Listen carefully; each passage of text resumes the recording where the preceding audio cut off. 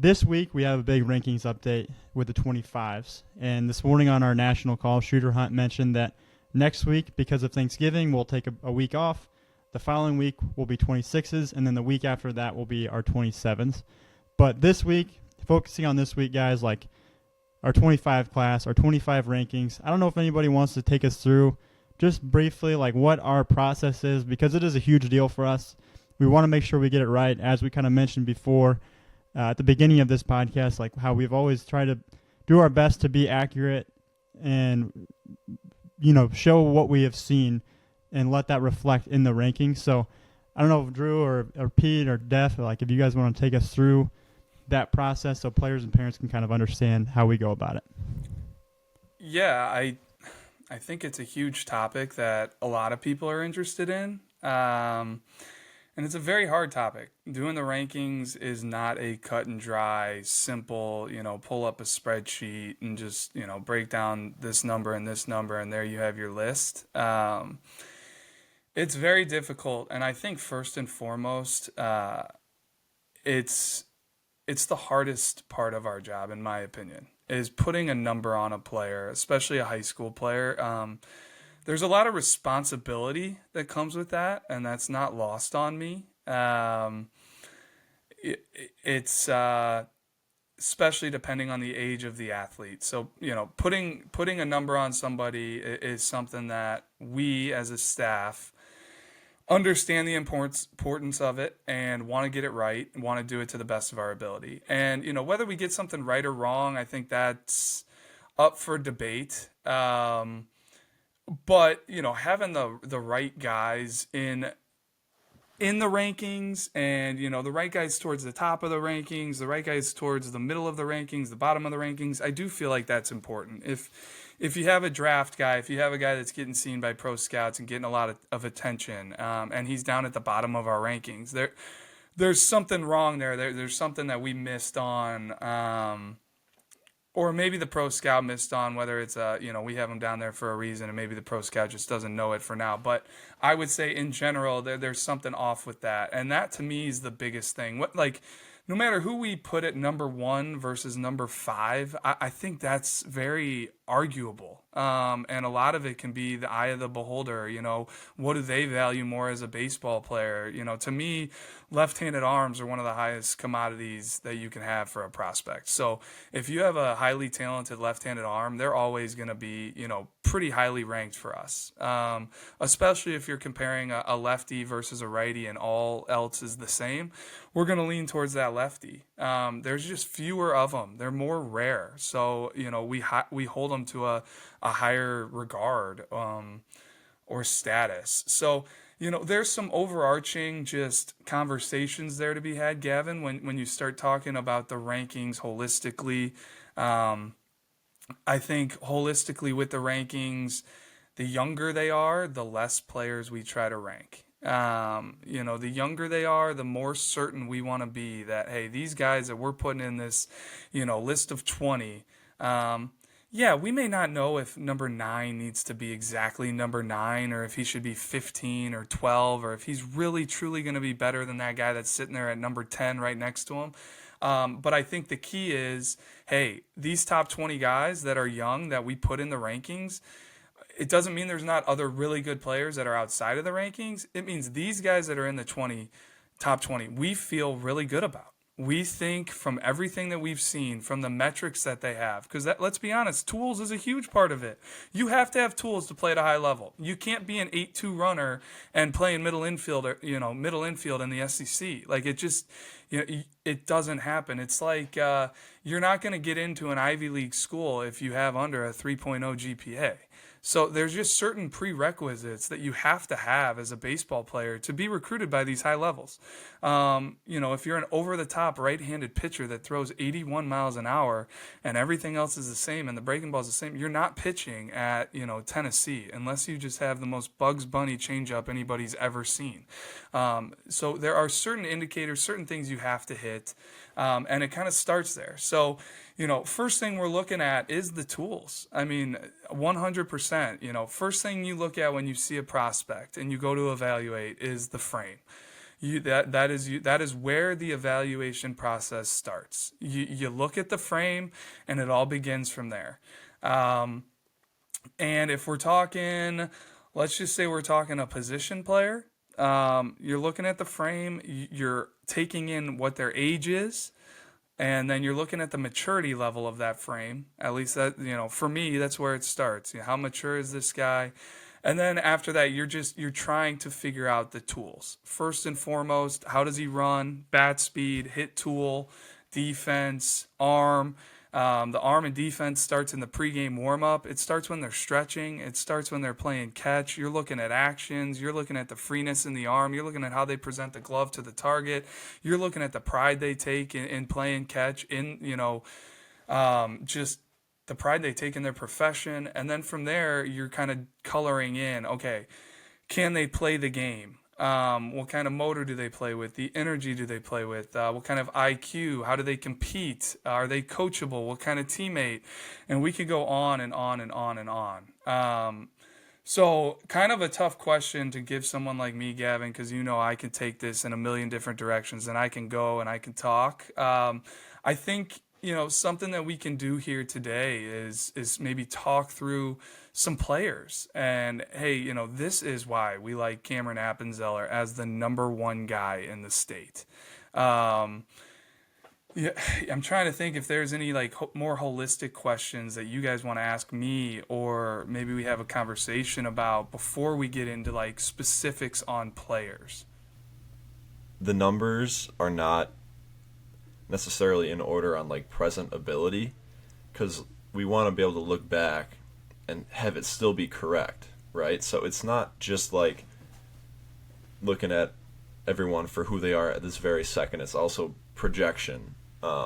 That's something that I didn't really understand even when I was looking at myself in the rankings, or comparing, you guys are the same exact velo, or maybe you throw harder, but it's well, his arm really, really works, and his body is really projectable, and we think in 3 years he's going to be here. So there's just a lot of different things that go into it, and there is a lot of different ways the rankings can go, but it's just about trying to find a good blend of projection and present ability, and that's what makes it so tough, honestly.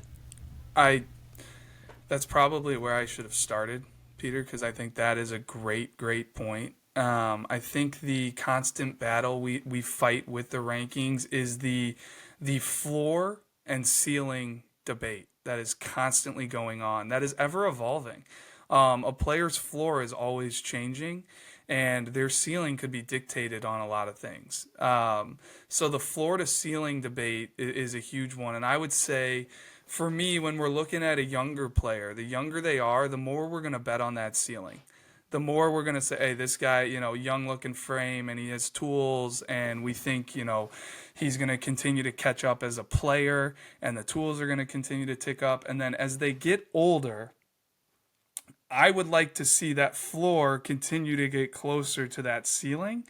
If that floor continues to stay low and doesn't get closer to that ceiling, that's scary. That's like an indicator, or I guess it just probably affects our confidence level of, is the player going to hit that ceiling that we've kind of set for them, that we think is could be where they could be in the game one day.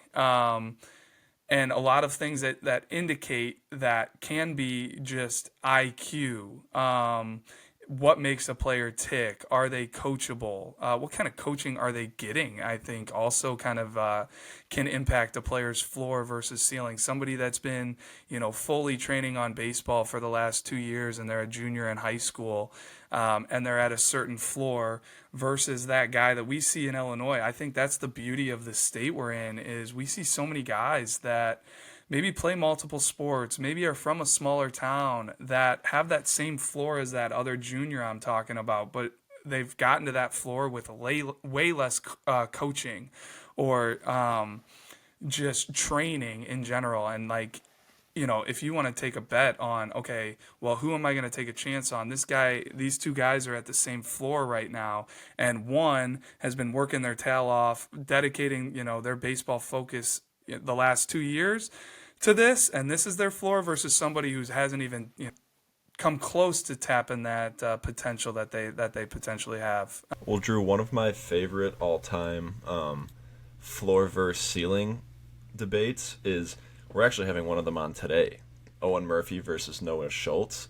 That whole like Owen's floor is so high that like we can just bet on that kid like every single day, whereas Noah, like if he hits, he's gonna be Randy Johnson. Like, and his floor is lower than Owen's just because like there's so much like he's just so The lanky polish. and yeah, Yeah. the polish. The polish of Owen Murphy. Yeah, keep going. Yes. Yeah. Yes. No, and it's like Owen Murphy's the best player in the state right now. Like, hands down, player of the year. Every time you go out, or every time he goes out, he dominates. But, like, Noah Schultz can be Randy Johnson. So that was, like, a really tough one. And I love it. I always think back on that one. No, I love it because you're right. That was something anybody that was in our office, in that year knows the discussions we're having. Anybody that was in the Illinois high school baseball scene of Owen Murphy's senior year, 2022, when he was our player of the year, and he was not only doing it on the mound, he was doing it with the bat as well. He was a very, very legit position player. Something I kind of want to ask him about here when we interview him. But if you had to win a game, it was Owen Murphy, and you couldn't argue it. He was an absolute stud. Nobody you would have trusted more. But he's a right-handed pitcher that's probably 6'1", 6'2", and nothing that's blowing you out of the water is saying this is going to be a guy that throws 102 miles an hour and is going to be such an outlier that his ceiling is so crazy. I think what you kind of think his ceiling is going to be, and I think you can picture Owen Murphy being a 1 through 3 starter in the big leagues. Like that's, I think he could be an ace if he hits and he's in the big leagues and he's pitching at 94, 96 with the elite command that he has, and he can spin 2 different breaking balls, and he has a changeup, and he's athletic, and he can hold a running game, and he doesn't lose velo, and he's the same guy out of the stretch and out of the windup, and he has the starter's makeup. Like his ceiling is still very, very high, and that's why he was number 2 in the state. But like you said, they don't make them like Noah Schultz. I don't know if I've ever seen a bigger outlier in the state come through here.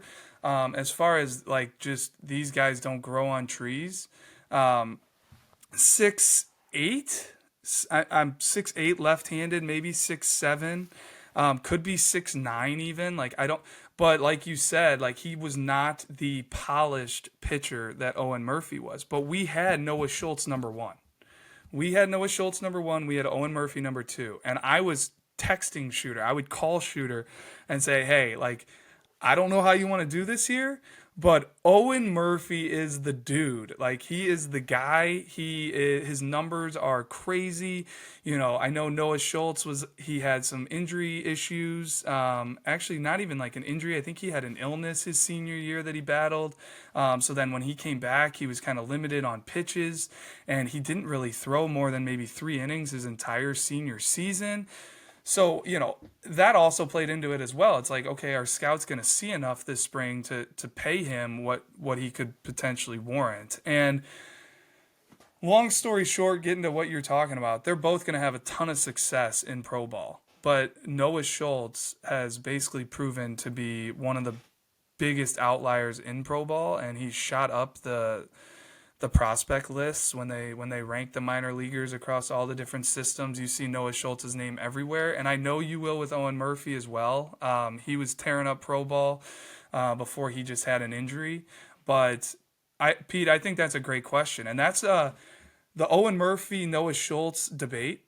It may not be solved, or even there may not be a conclusion for another 15, 20 years. Because I think both of those guys have a long, long track record ahead of them in pro ball. So I don't know if any of you guys want to jump on top of that. Actually, something that's kind of goes along with this, and we don't need to get down to all these guys here, but just like looking at, I think what you guys are talking about is a perfect example of a guy like Cam Appenzeller and a guy like Aiden Flynn and a guy like Brandon Shannon, where, speaking on Appenzeller, like Drew, you saw him down at the Battle for the Arch down there at St. Louis a couple of years ago. And then I think that was in 2023, and you kind of, his velo's not there. It's maybe a low 80s guy, but the 6'4", 180-pound frame, 170-pound frame is there, and he moves easy. It's super loose. It's super easy, and then we watch him and we watch his progression, and it continues to tick up and tick up and tick up and tick up,